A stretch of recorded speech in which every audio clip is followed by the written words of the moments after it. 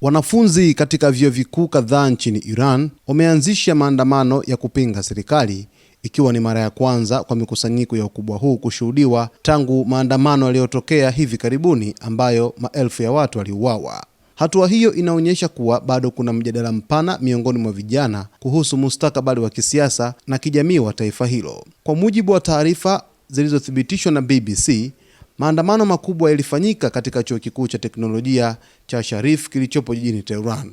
Video zilizosambaa mitandaoni zinaonyesha wanafunzi wakitembea kwa maandamano ndani ya eneo la chuo huku wakitoa kauli zao. Baadaye kulionekana mvutano na misukosuko kati ya waandamanaji na makundi yanayodaiwa kuwa ni wafuasi wa serikali, hali iliyozua taharuki ndani ya chuo hicho. Mbali na chuo cha Sharif, wanafunzi wa chuo kingine jijini Tehran walifanya maandamano ya kukaa chini maarufu kama sit-in, wakionyesha mshikamano wao. Ripoti pia zinaeleza kuwa maandamano yalifanyika katika eneo la kaskazini mashariki mwa Iran, jambo linaloonyesha kuwa harakati hizi hazikuishia katika mji mkuu pekee bali zilisikika pia katika maeneo mengine ya nchi.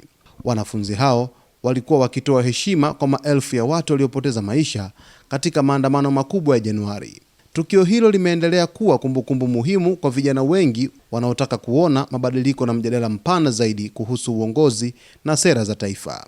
Wakati hali ya ndani ya Iran ikiendelea kuvutia hisia za wananchi, hali ya kimataifa nayo imeendelea kuwa ya tahadhari. Marekani imeongeza uwepo wake wa kijeshi karibu na Iran, hatua inayotazamwa kama ishara ya kujiandaa kwa hali yoyote inayoweza kujitokeza.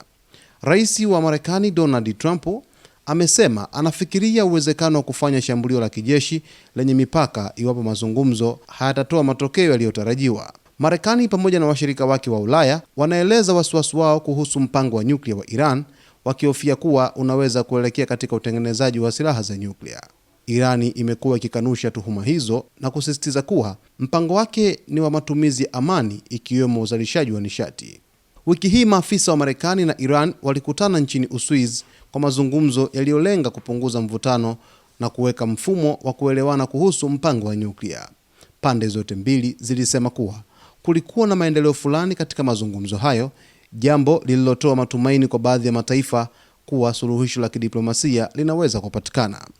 Hata hivyo, licha ya taarifa za maendeleo hayo, Rais Trump alieleza kuwa ndani ya siku 10 zijazo dunia itajua kama makubaliano yatafikiwa au kama Marekani itachukua hatua nyingine ikiwemo za kijeshi. Kauli hiyo imeongeza presha katika mchakato wa mazungumzo na kuifanya dunia kuendelea kufuatilia kwa karibu hali inayoendelea. Kwa sasa, Irani ipo katika kipindi nyeti ambacho mijadala ya ndani kuhusu uongozi na sera inaendelea, huku pia ikiendelea kushiriki mazungumzo ya kimataifa kuhusu mpango wake wa nyuklia. Hatua zitakazochukuliwa katika siku zijazo zinaweza kuwa na athari kubwa si tu kwa Iran bali pia kwa usalama na siasa za eneo zima la Mashariki ya Kati.